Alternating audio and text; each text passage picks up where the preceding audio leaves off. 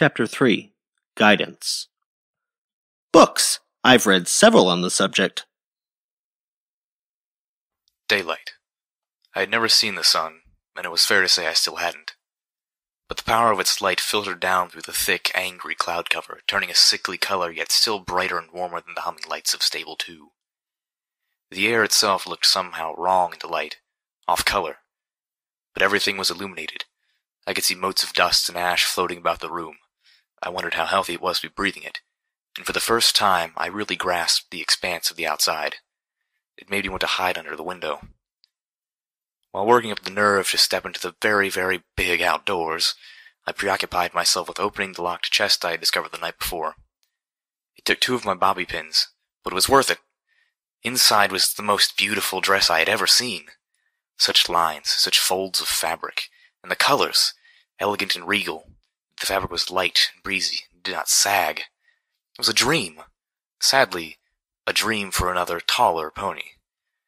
Joy and disappointment mixed in equal measure. But even if I could not wear it, at least not without some major tailoring, it was the prettiest and most cheerful thing I had seen since leaving the stable. Carefully folding it up, I slipped it into my saddlebags. Mindful of the sniper pony from the night before, I stood back behind the cover of an overturned table and used my magic to open the door. A tarnished bell hanging above tinkled cheerfully. Muted sunlight poured in. The sounds of outside flowed into the room. The twitter of birds, the faraway sloshing of the river. Fresher air pushed back the stale. Cautiously, I moved into the doorway and looked about. Post-apocalyptic Ponyville was a rotting skeleton of a once homey little town. Between collapsed buildings and burned homes, the streets were littered with rubble and refuse. Everywhere, garish paints of depravity and grotesquerie. The graffiti was not limited to the outside. The raiders had defaced the Carousel Boutique with an almost ecstatic fervor. I turned from the doorway, my gaze following the lines of profanity that curled up the walls towards the rafters. I shrank back, choking in revulsion what the sunlight revealed above me. Dozens of dead and desiccated cats had been hung from the ceiling like decorations. I'd slept directly beneath 3 of them. I took an involuntary step back, one hind hoof out the door. Beep. What was that? Beep. I turned and spied the half-buried orange disc in the ground just outside the door. A little light was pulsing on it. Beep. Beep. Beep. Close the door! The voice came out of nowhere, tinny and mechanical, but somehow full of urgency. My heart lurched and I jumped back inside, slamming the door hard. The explosion just outside tore the door off its frame, hurling it and me back into the room. I crashed through a tattered vanity divider, the smoking door landing over me. Ugh. I was more shocked than hurt as I slowly dragged myself out from under the door.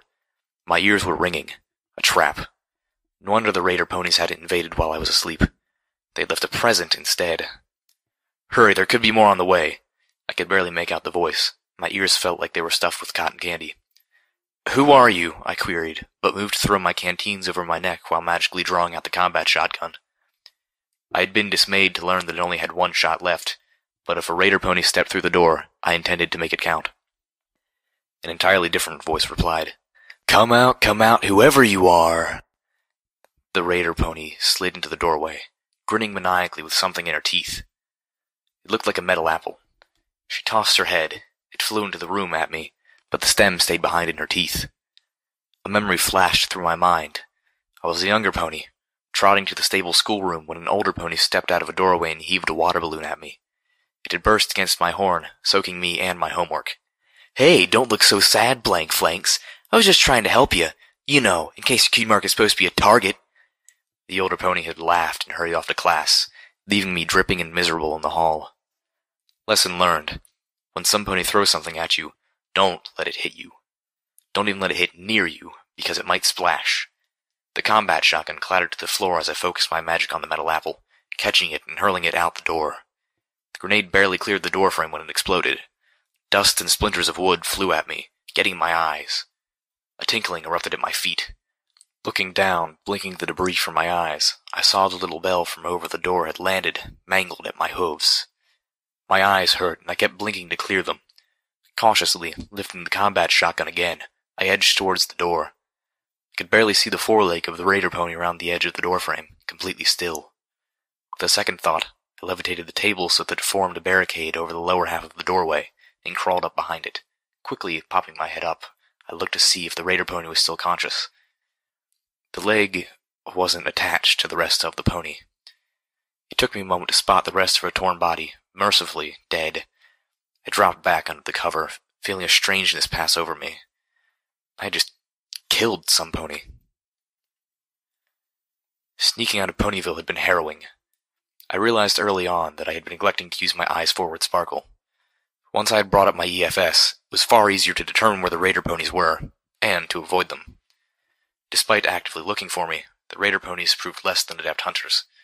I used my magic to bang a mailbox lid down the street or break an empty bottle against a freestanding chimney several yards away, providing a decent distraction to get past them. I had almost made it past the last house when the sniper pony started taking shots at me again. The closest shot grazed my flank, a slash of burning pain and flowing blood. Fortunately, the wound looked far worse than it was, and even my meager medical skills were enough to stop the bleeding and bandage it. I crouched in a little gully, sheltered by trees, and fought to catch my breath. Somewhere in the distance, I heard music playing again.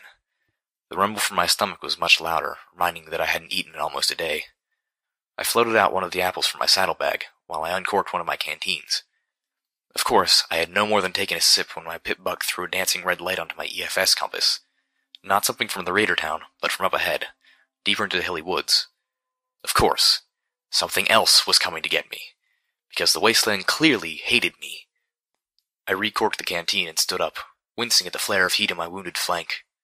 I lifted the combat shotgun, still with its single shot, and perked my ears to listen. My surroundings were quiet. Even the music was gone. Then, I started to make out a faint buzzing. I lifted the gun to eye level and focused down the top of the barrel, lining it up with the warning mark of red on my EFS. At first, I saw nothing. Then I spotted it, an ugly little flying creature, bloated and grotesque, hovering between the trees. It spotted me too, and shot a spiny dart through the air at me. It missed me, mostly getting tangled in my mane. I aimed, but hesitated. The damn thing was so small, it could jerk about so erratically. I had almost no chance of hitting it. I didn't dare waste my only shot, so I did the next best thing. I dodged behind a tree and prepared to gallop. Another mark appeared on my EFS, followed by a zorching, crackling sound quite unlike anything I had heard before. The red light winked out, leaving only the new one, which my pip-buck had divined as friendly. I'm really sorry about what happened back at Ponyville, but that raider didn't give you any choice. She would have killed you. It was the same mechanical, tinny voice that had shouted out the warning that surely saved my life earlier. With a mixture of relief and bewilderment, I watched the sprite bot fly up to my hiding place. Who are you? What are you was the question that wanted to escape my muzzle, but I suspected that would be rude to ask. A friend. I raised an eyebrow. Okay, a passing acquaintance, but one that doesn't mean you any harm. After a pregnant pause. Call me Watcher. I regarded the sprite bot critically. Watcher. Okay. I slipped out from behind the tree and started looking for where my apple had rolled when I dropped it. Not far away, near the flying creature I had seen, I spotted a glowing pile of pink ash. You did that? Bloat sprites. That's what you get when you mix parasprites with taint. Can't stand 'em myself. Glad to help. Finding my apple, I levitated it up. Thank you, and thank you for the warning about that thing in the ground. Mine. I blinked. You want my apple? The sprite bot laughed, which was a very weird sound since the artificial voice didn't have any inflection. No. That's what it was called. The explosive on the ground. It's called a mine. It triggers when you step close. Oh, I took a bite of the apple. That's a very stupid name for a weapon. The sprite bot laughed again. It was a little unnerving.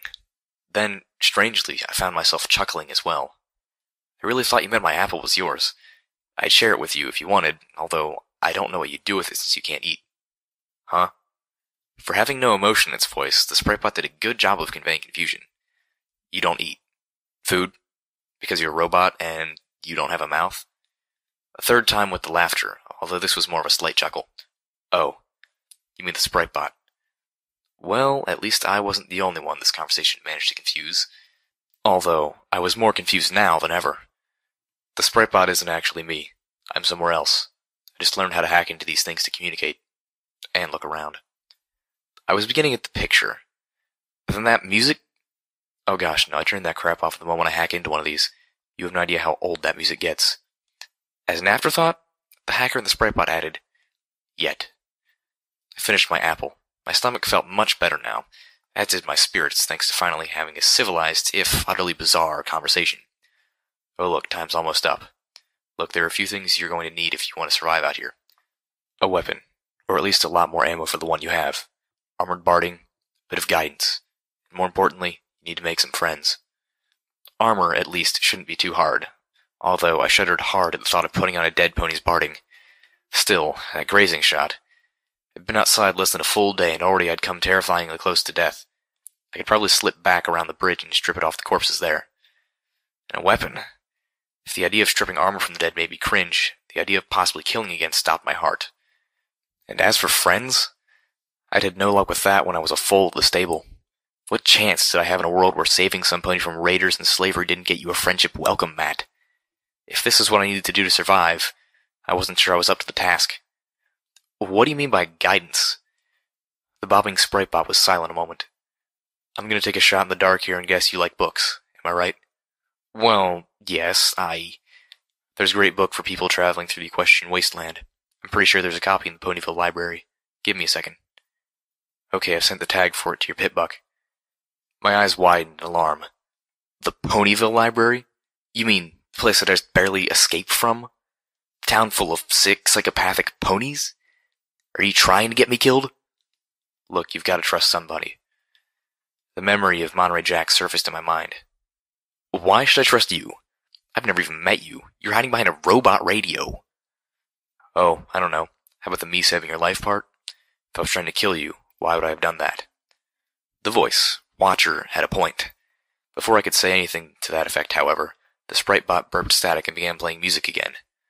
The music featured multiple harmonicas and trombones. It flew lazily away, as if it didn't care I was there. The Ponyville Library was in a tree. Not in a tree house, but literally inside a tree. A massive, gnarled tree bigger than most buildings had been grown in the middle of the town, clearly the product of magic, and hollowed out to be the public library. The south side of the tree was scorched black and dead, but there were still a few leaves clinging to life on the opposite branches. The tree was surrounded by a wide open space with absolutely no cover. Any hope of my luck at the Carousel Boutique would hold out here was dashed when I looked up to the highest balcony and finally spotted the sniper pony. An earth pony, armed with a powerful-looking rifle. The rifle was attached to the balcony railing with a gliding swivel mount, allowing the raider to aim it wherever she could see. The only safe approach was from directly behind her, where the door to the balcony and the narrow top of the tree beyond blocked her line of sight. There were surely more pony raiders inside. Sneaking up carefully from the only direction that wouldn't mean instant death, I was trembling with nerves by the time I reached the door. As swiftly and silently as I could, I slipped out of Ponyville, and straight into pony hell. Pony corpses were everywhere, not like the bridge where ponies had fallen in battle. These ponies had been mutilated, desecrated, and put on display. Some poor pony's body hung from the ceiling, head and hooves severed and flesh sliced open and pulled back to reveal the meat and bones beneath. Heads and limbs hung from chains like sick party decorations. The rotting body of a pink pony with a violet mane was mounted, spread eagle, over a bookcase with railroad spikes. Two had been driven into her eyes. On another wall, a torso had been skinned and sliced open, the pony's entrails pulled out to decorate the shelves like streamers.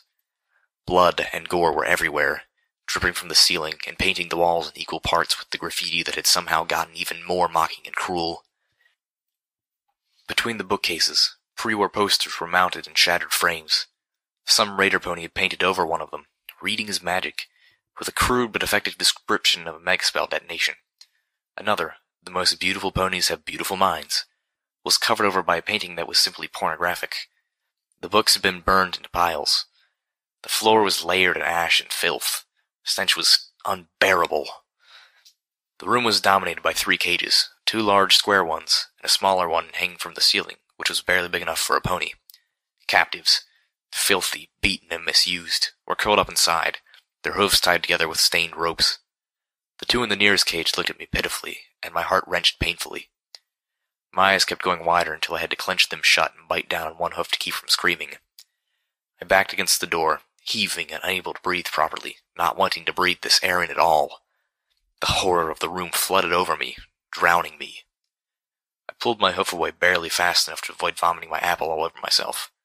The stench of it mixed with the reek of the room, assaulting me further. "Please," a whisper from one of the ponies, terrified to raise her voice. "Help us." This was beyond horror. I pressed my eyes tighter and tighter, then opened them as a wave of brutal determination cut through the sickness. "Please, help." That was no voice, disembodied and trapped in an internal loop, coming from some radio signal floating through the ether. These were living ponies. They were right in front of me. They needed help. And I was as damned as these rotten raiders as if I was going to make them beg again. The screwdriver and bobby pin slipped out and immediately began working on the nearest lock. With a click, the metal cage door swung open. Inside, 2 ponies, bound and laying in their own filth. I realized uncomfortably that I had nothing to cut the ropes with. I tried to untie them with my magic. The first pony's ropes were so wet with blood that I could pull them apart. The second ponies were bound too tightly. Are you for real?" The first pony stood shakily. I'm free." I nodded, then glanced to the other ponies. I had no idea how I'd reach the one hanging in the cage. "If you could help me with—" The pony blanched and shook her mane. "Oh no, I can't stay here any longer. But here, take these supplies. I managed to squirrel them away." Tony dug into the floor muck with her hoof, revealing the utterly pathetic pile of scraps laying on a dirty rag that amounted to her entire worldly possessions. A can of diced carrots, a box of pre-war single-serve cake, a handful of bottle caps. It broke my heart. "No, you keep it. You'll need it more." I paused, my eye catching a single shotgun shell in the pile. "Actually, I'll take this shell. Thanks." I magically opened the shotgun and slid it into place. Now I had 2. The pony had already folded up the rag, picked it up in her teeth, and slinked rapidly out the door before I could say anything else. I sent a prayer up to Celestia for her, and focused on saving the others. I looked over to the second pony, who hadn't said a word, and I recoiled as I saw the blood caking the inside of her flanks. What had these raiders done? Looking about, I took in the shape of the room, trying to blot out the horrors everywhere as I turned. Above the front door was an aged fresco of a beautiful white-winged unicorn. Celestia, maybe? Unusually large and graceful, a book floating in front of her, her wings outstretched over a rainbow of foals as they smiled up and listened to story time. Not only had the ponies been painted over with images of blood and knives and violence, the fresco had been used for target practice. Everything from bullets to flung excrement, and was now shattered and stained unspeakably. The room was oddly shaped, with balconies and rooms branching, literally, off in all directions. I could hear the voices of raider ponies in the other rooms, and judging from the decor, knives wouldn't be far behind. "I'll be right back," I promised with a whisper. Then, levitating the combat shotgun, I moved towards the nearest interior door. I jumped back as the door swung open at me. A raider pony stepped through and stopped, staring at me blankly. His coat was a dark black under his makeshift armor, his mane wild. Holsters were strapped to his flanks, one with a small gun, the other holding a blade whose edge was jagged like a saw, ensuring the most grievous of wounds. In stark, horrified disbelief, I saw that his cutie mark was actually his splayed torso. The raider pony recovered quickly, swinging his head around and drawing out the small gun in his teeth. What, was he going to pull the trigger with his tongue? Just before Sats helped me pump 2 shotgun rounds into his face. I felt no remorse as his head turned into spaghetti sauce that splattered all over his instantly lifeless body. I hadn't just killed a pony. These raiders had given up any right to that title. These were not ponies. They were sick monsters that needed to be put down. And Celestia helped me if I wasn't going to do just that. I didn't realize it until the moment, but I was mad. The pure evil of this place had shaken me to the core, and my core was furious. Collecting the knife and gun, I dropped the empty combat shotgun to the side. The smaller weapon was not going to be as powerful, but was fully loaded, 6 shots in a revolving barrel. And that was good, because there was no way the noise wasn't going to bring every other raider pony running. The first 3 raider ponies galloped into the main library almost immediately, one of them crying out thrilled insults. Sats helped me fire 3 shots at her head. The first 2 missed, but the third found a home in one of her ugly red eyes, and down she went. The second started firing another small firearm at me. What do you know, they do shoot with their tongues. Bullets impacting the doorframe. One shot punctured one of my saddlebags, but didn't pierce flesh. I crouched and poked my head around, levitating the revolver in the open doorway. I fired 2 shots at the second pony, but my pickbuck's targeting spell was refreshing. Without it, I might as well have been aiming at the ceiling.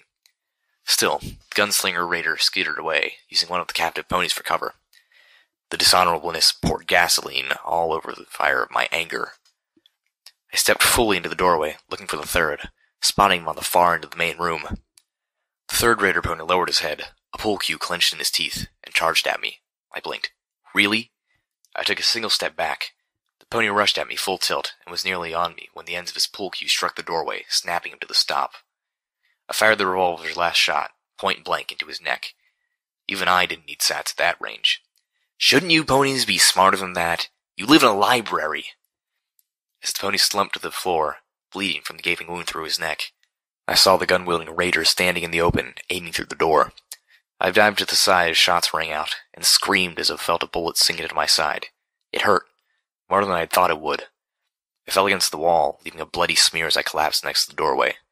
Pain seared my side, flaring with each breath. I could hear the clop of the raider's hooves as he approached cautiously. I tried to focus my magic to close the door, but the body of the pull cue pony was in the way. I cast about the room.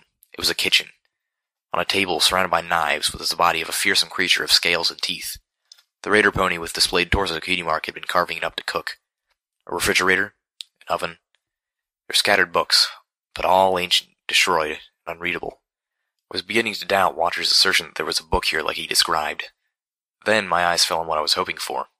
In one corner, mounted on the wall over several metal boxes of ammunition, there was a faded yellow box with a pink butterfly symbol on it.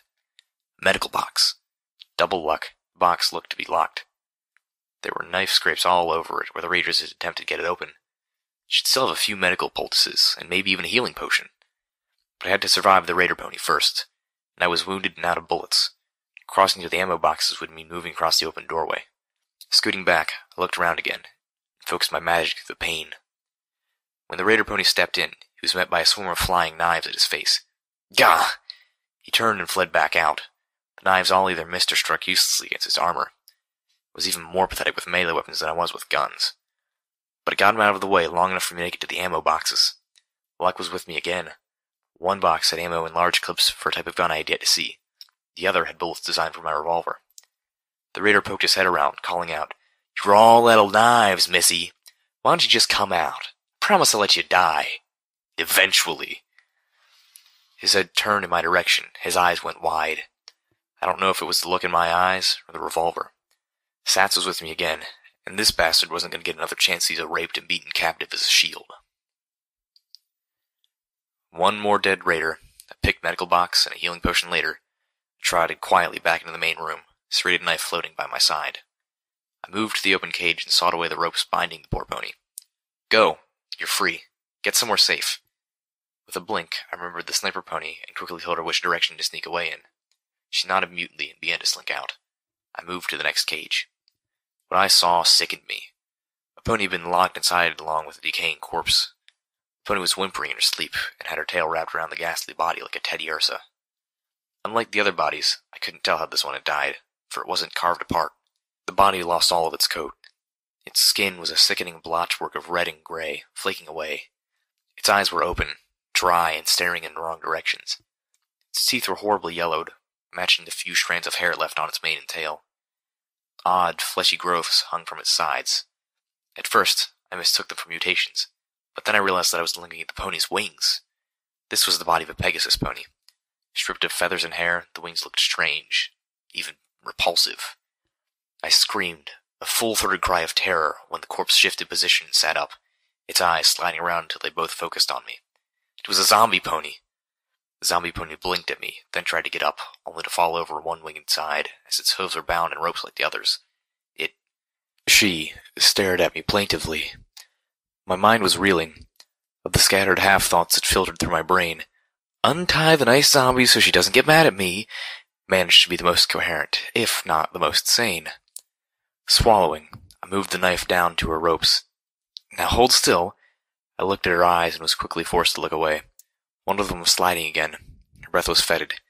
Now, if I let you go and you try to eat my brains, we're going to have harsh words. I had freed the second two captives, including the zombie pony, both of whom slipped away without an offer to help.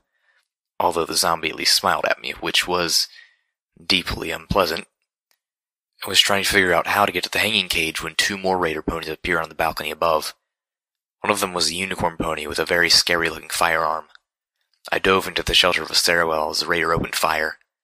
The gun let out a terrifying cacophony of rapid-fire cracks that sprayed the main room with bullets. At least I knew what type of gun the large clips were for now. I waited until I heard him reloading, then dashed into the room and spun to face him, focusing all my magic. Not on my own weapon, or him, but on the bookshelf behind him. The glow of my horn stood out brighter and brighter as he lifted the reloaded assault rifle and took aim for my head. Crash! The bookshelf came down on top of him, knocking him unconscious. The assault rifle fell to the floor in a rain of dead books. Something else showered down as well, thrown from the falling bookshelf. Knocking away a book that had fallen over it, I saw that it was an ancient, dusty pair of pre-war binoculars. At first, it struck me as extremely odd that someone would need binoculars in a library. That would require some really bad eyesight. But the silly thought passed. I couldn't see where the other raider pony had gotten to.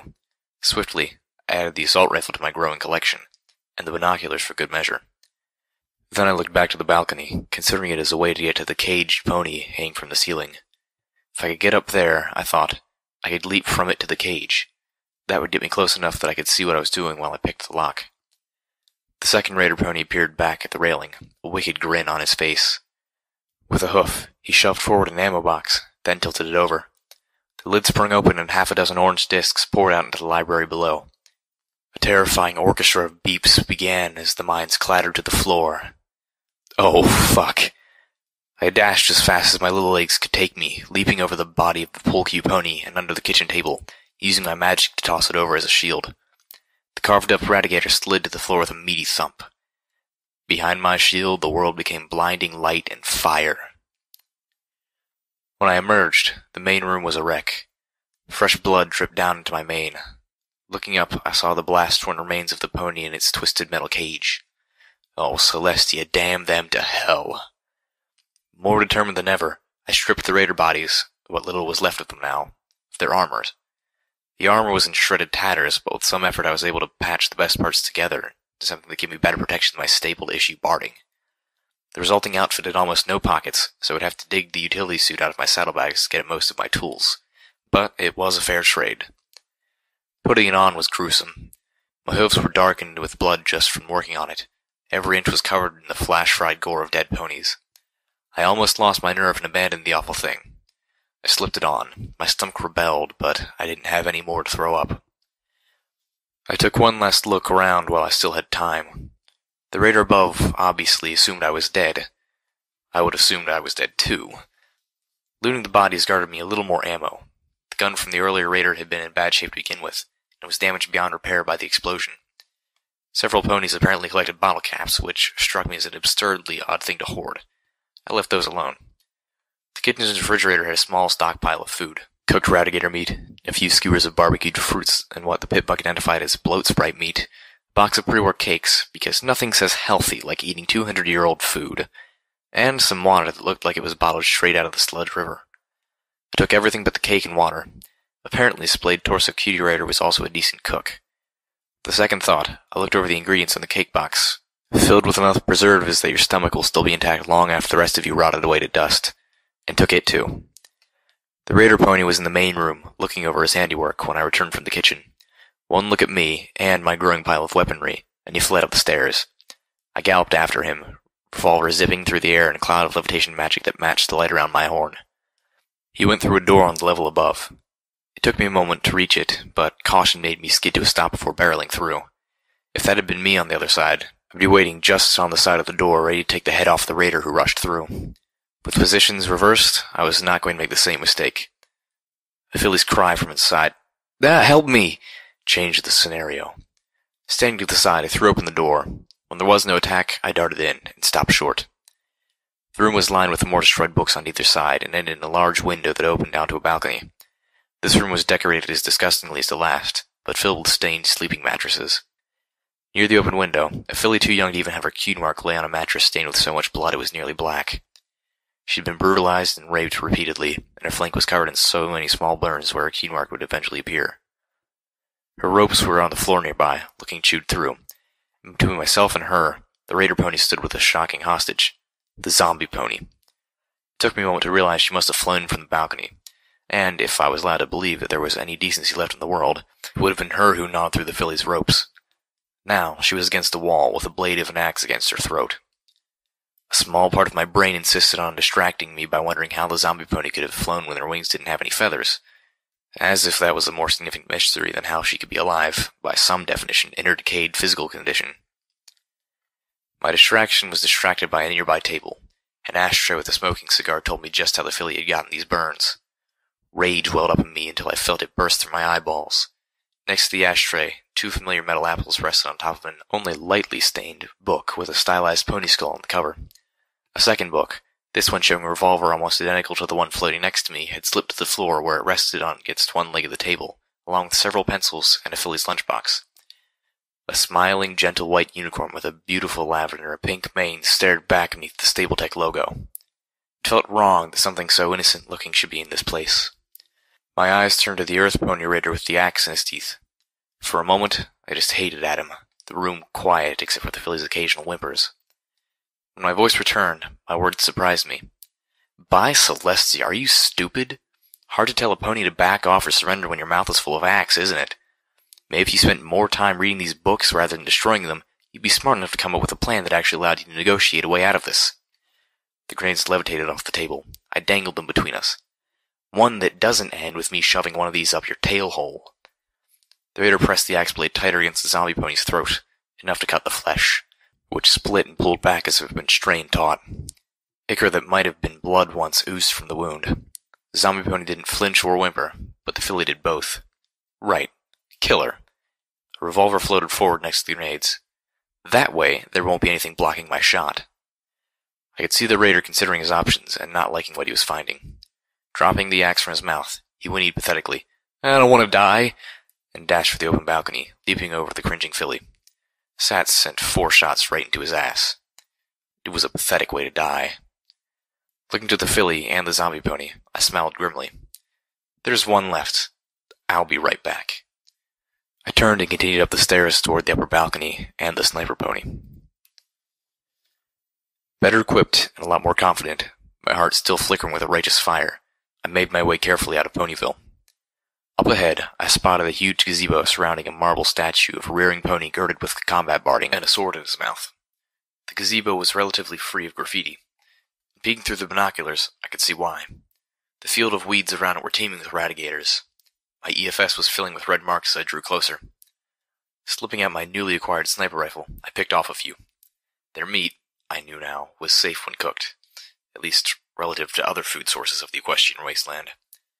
Slipping the sniper rifle back into its harness, another gift from the sniper pony, I slid out the serrated knife and crouched up towards my kill. An alert flashed on my pit buck. Checking it, I discovered that it had labeled the gazebo in front of me, the Macintosh War Memorial. Curiosity pulled me closer. Careful of radigators, I neared enough to read the description beneath the statue through my binoculars. In honor of Big Macintosh, hero of the Battle of Shadowtuff Ridge, and his noble sacrifice for all of Equestria. As I lowered the binoculars, I caught sight of something else. A concrete circle sticking up from the ground, roughly halfway between myself and the gazebo, with a pony hole cover. Remembering the night before, I turned my pit buck back to the first radio broadcast on the list. I realized this had to be where the ponies were holed up. At the old memorial, they said, right? Pulling out the revolver, wary of radigators, I crept toward the cistern opening. I was almost there before one of the beasts charged at me, its huge maw opening to reveal rows on rows of razor-sharp teeth. I fired twice into its mouth. Horrifyingly, that wasn't enough to kill it, but it did make the beast think twice. The sound, however, brought more of them down on me. Abandoning the revolver in fright, I used my magic to pull open the pony hole and dived in, sliding the cover over behind me. In the wake of my anger, I was exhausted. In the aftermath of the library battle, my whole body ached from exertion. My nerves felt frayed from the constant adrenaline. Eating a bloat sprite skewer, I looked over the small underground chamber once more before curling up on the upper bunk of a pair of bunk beds built into the wall. I tried not to think of the cold skeleton on the bed below me. The skeleton of his father was by the door. A sip from my canteen took the edge off my thirst. It was almost empty. I had to conserve. I reflected how, when I had come back down the stairs after dealing with the sniper pony, the zombie pony was already gone, and had taken the poor filly with her. I hoped it was to someplace safe. Found it strange that the most decent pony I had found in the wasteland was already sort of dead. I also noticed that the assault rifle pony was also gone. He had woken up and freed himself from the crushing bookshelf. That meant there was at least one more raider still at the wastes. I wasn't the sort of pony to kill some pony while they slept. Not even a raider. I figured that if I slept here tonight, that would give the radiators time to wander away from the exit. If I was lucky, I would even spot where I dropped the revolver. Until then, I would preoccupy myself with the 2 new books.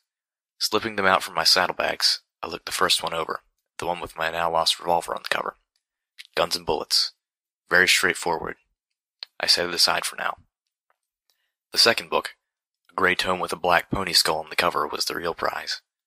Opening it to the first page, I began to read The Wasteland Survival Guide by Ditzy Doo. Footnote. Level up. New perk. Bookworm. You pay much closer attention to the smaller details when reading. You gain 50% more skill points when reading books.